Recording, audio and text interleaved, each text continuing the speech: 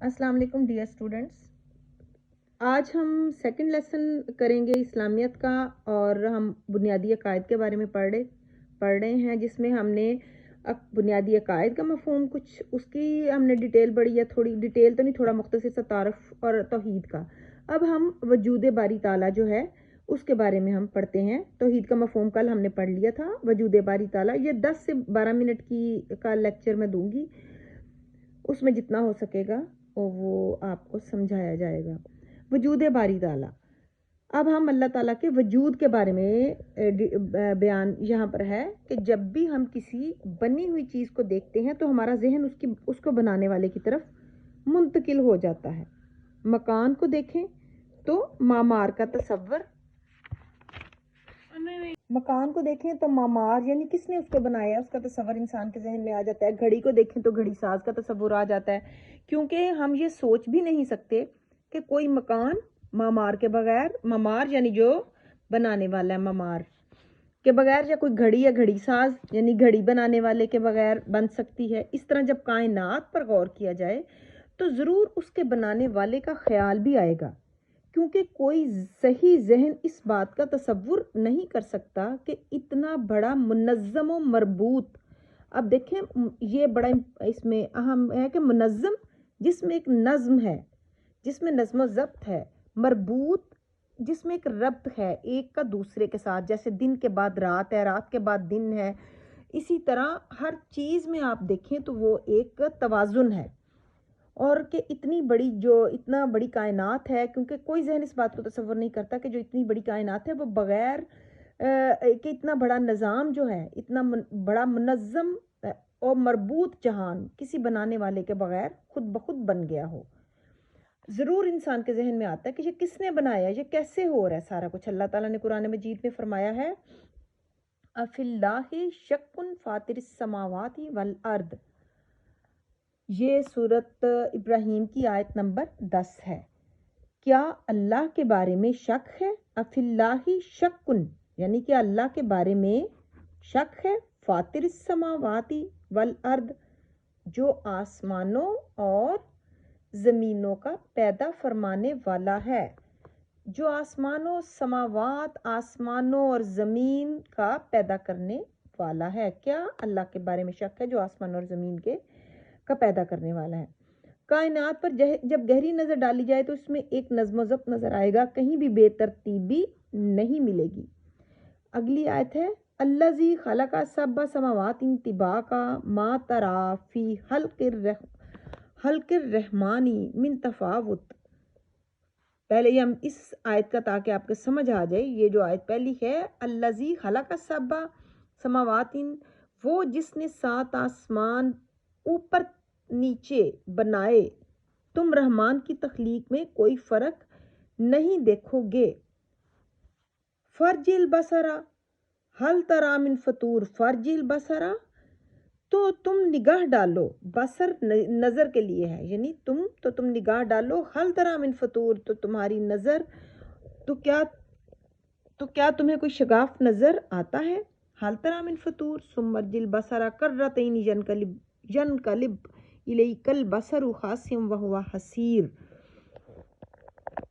फिर तुम दोबारा निगाह डालो, निगाह थक हार कर तुम्हारी तरफ नाकाम पलट आएगी।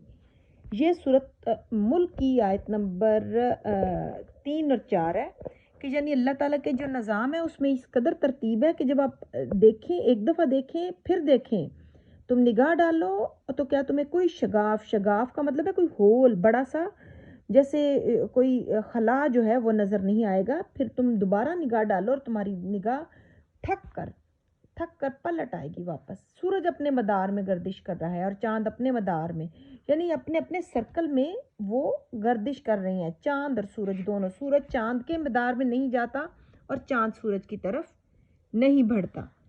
इसी तरह एक ख़ास वक्त तक रात रहती है और एक ख़ास वक्त तक दिन। लशम्सु यंबगी लहा तुद्रिकल कमरा वला लैलु साबिकुन नहार व कुल्लुन फी फलकिन यस्बहून। सूरत यासीन की आयत नंबर 40 है, 40 नंबर आयत है। ना सूरज से हो सकता है, ला का मतलब नहीं है, शम्सु सूरज, ना सूरज से हो सकता है कि वो चांद को पकड़ ले, यंबगी लहा अन तुद्रिकल कमरा वला लैलु साबिकुन नहार, और ना ही लैलु रात, साबिकुन नहारा दिन, और ना ही रात दिन से पहले आ सकती है। वकुल्लुन फी फलक यस्बहून, और सब अपने अपने दायरे में तैर रहे हैं। ना सूरज से है मुमकिन है कि सूरज जो है वो पहले आ जाए और चांद जो है वो बाद में आ जाए या इकट्ठे आ जाए, ऐसा मुमकिन नहीं है। ये एक तरतीब है, एक रब्त है। सूरज जो है वो तलू होता है और फिर शाम को हम देखते हैं कि वो गरूब हो जाता है। इसी तरह फिर चांद निकलता है और फिर चांद, और ऐसे ही होता आया है, हम देखते आए हैं कैसा ही हो रहा है। कायनात की हर चीज़ में एक मुकर्रर अंदाज़ा और एक ख़ास नज़्म ज़ब्त पाया जाता है। इन्ना कुल्ला शैइन खलकनाहु बिक़दरिन, सूरत बकरा की आयत नंबर 49 है। बेशक हमने हर चीज़ को एक मुकर्रर अंदाजे के मुताबिक पैदा फरमाया है। कायनात का यह नज़्म ज़ब्त इस बात की रोशन दलील है कि ऐसी आला बरतर ज़ात मौजूद है। जो इतना हम निज़ाम देखते हैं जिसमें इतनी तरतीब है, तो हमारे ज़हन में एक फ़ौरन ख़याल आता है कि कोई एक इस कायनात को चलाने वाला है, और वो अल्लाह की ज़ात के सिवा कोई ज़ात नहीं जो सबसे आला व बरतर है, जिसने कायनात में ये खूबसूरत निज़ाम पैदा फरमाया। इन्ना फ़ी ख़ल्क़िस समावाति वल अर्दि वख्तिलाफ़िल लैलि वन नहारि लआयातिन लिउलिल अलबाब, सूरत आल इमरान की आयत नंबर 190 है। ये जब आप अगर पेपर में आयतें लिख रहे हैं, उसके तर्जमे लिख रहे हैं, तो अगर आप सूरत का साथ नाम हवाला दे के उसकी आयत का भी हवाला दें कि ये कौन सी आयत है, तो उसको का भी बड़ा बहुत ही ज़बरदस्त आपको जो है ना अच्छा एग्जामिनर पे इसका इफ़ेक्ट होगा। बेशक आसमान और ज़मीनों की तख्लीक में और रात और दिन के आने जाने में यकीनन अक्लमंदों के लिए निशानियाँ हैं। इन्ना बेशक फ़ी खल्क़ी यानी बनाने में, बेशक तख्लीक करने में, समावात आसमान व लर्द ज़मीन वख्तिलाफ़िल लैली और रात व नहारी और दिन के लायातिल लिउलिल अलबाब, दिन में आने जाने के लिए अक्लमंदों के लिए निशानियां हैं। दिन रात, चांद सूरज और ज़मीन व आसमान का नज़्म ज़ब्त सब अल्लाह ताला की हिकमत व कारीगरी की निशानी है। सुन अल्लाहिल्लज़ी अतक़ना कुल्ला शैइन, ये इस अल्लाह की कारीगरी है जिसने हर चीज़ को मजबूत बनाया। अच्छा, एक यहाँ पे बात मैं और आपसे पॉइंट आउट कर दूं कि जब आपने कोई भी क्वेश्चन या कुछ, तो जब आप आयात के हवाले देते हैं तो आपके नंबर कंफर्म हो जाते हैं। इधर उधर की बातें लिखने की बजाय ऑथेंटिक जो कुरान के हवाले से बात और जो हदीस के हवाले से आप पेपर में बात करेंगे, उसके ऊपर आपके मार्क्स किसी भी सूरत नहीं कट सकते, उसमें आपको ज़रूर मार्क्स मिलेंगे। एक और मुकाम पर इरशाद हुआ, क्या अम खुलिकू मिन गैरी शैइन अम हुमुल खालिकून अम खलकुस समावाति वल अर्दा बल ला युकिनून। ये सूरत तूर है, आयत नंबर 35-36 है। क्या वो किसी खालिक के बगैर ही पैदा किए गए हैं, या वो खुद ही अपने खालिक हैं?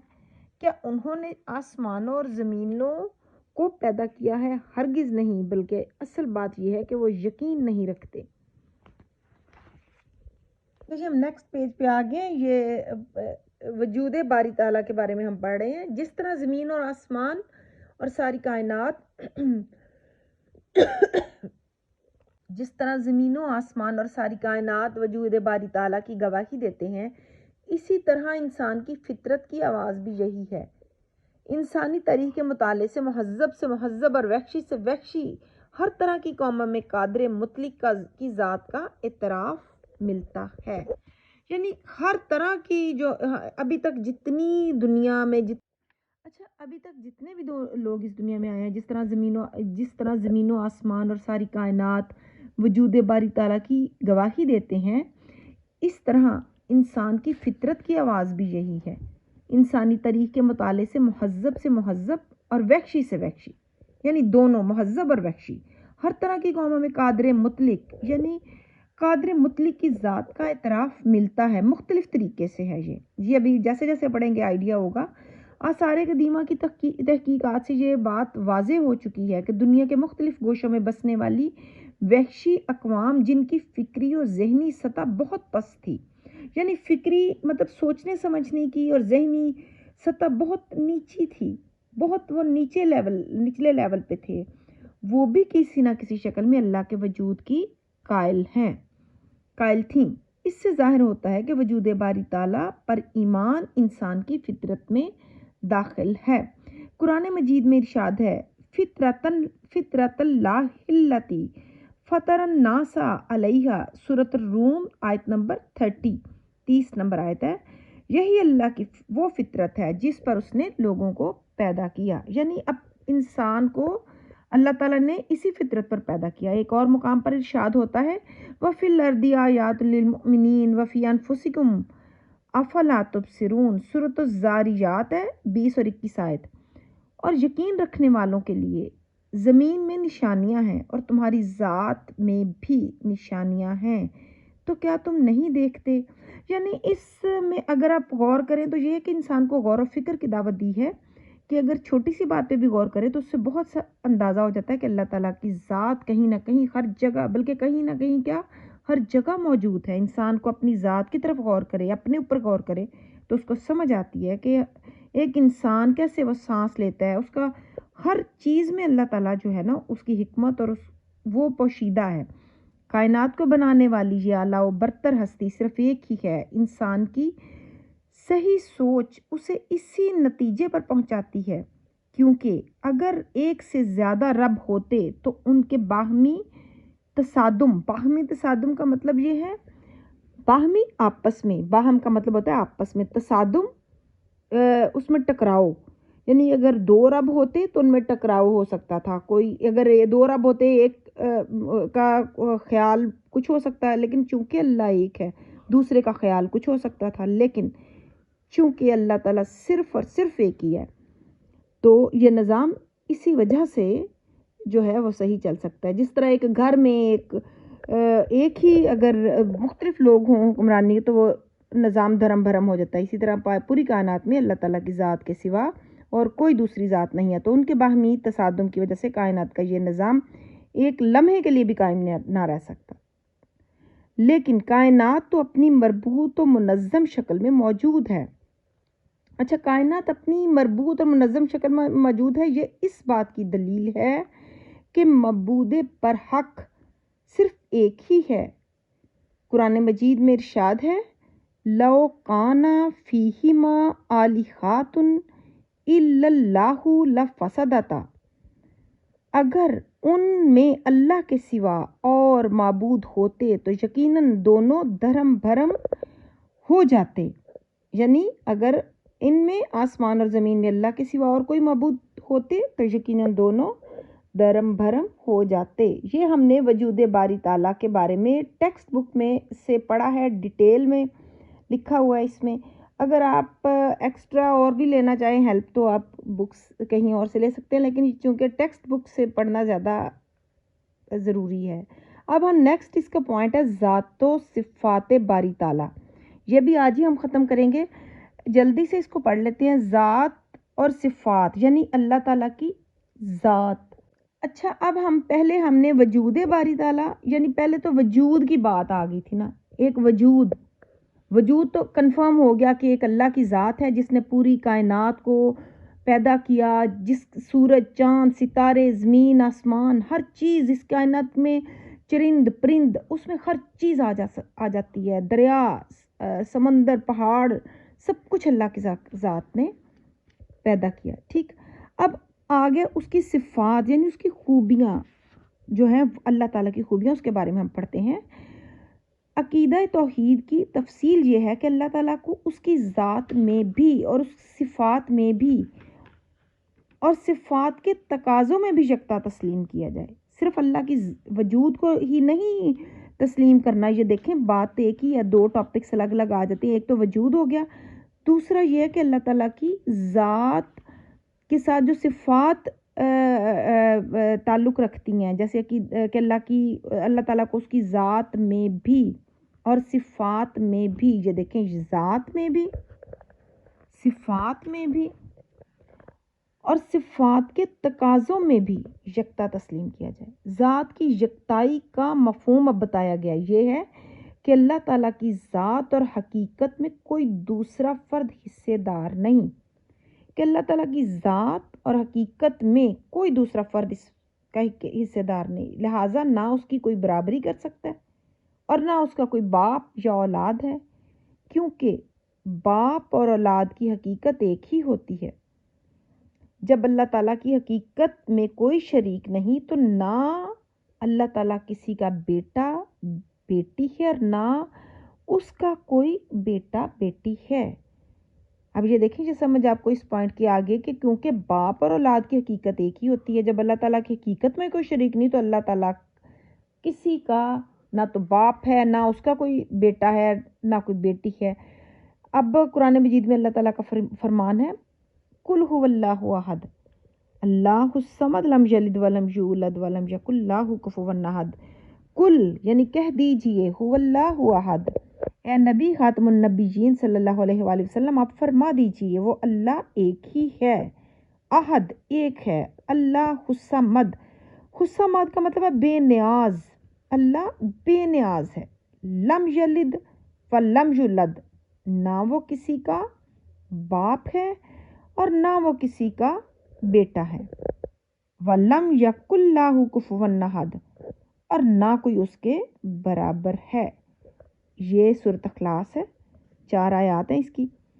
صفات باری تعالیٰ کی یکتائی کا مفہوم یہ ہے کہ اللہ تعالیٰ ایسی صفات کاملہ، کاملہ کا مطلب ہے کہ مکمل، جس میں کوئی جھول نہیں، اللہ تعالیٰ ایسی صفات کاملہ کا مالک ہے جو کسی اور فرد میں موجود نہیں، یعنی کسی میں بھی وہ خوبیاں نہیں۔ اللہ تعالیٰ کی اتنی کامل، مکمل، کامل کا مطلب مکمل ذات ہے، وہ اپنے علم، قدرت، ارادہ، سمع یعنی سننے کی جو ہے اللہ تعالیٰ کے اندر سننے کی خوبی صفت ہے، بصر دیکھنے کی، غرض ہر صفت میں یکتا اور بے مثل، یعنی اس کی کوئی مثال نہیں، یکتا اکیلا تنہا، بے مثل اس کی کوئی مثال نہیں ایسی ہو سکتی۔ جو اللہ کو طاقت قدرت حاصل ہے سننے کی، اللہ سنتا ہے، دیکھتا ہے، سب کچھ دیکھتا ہے، دلوں کے حال جانتا ہے۔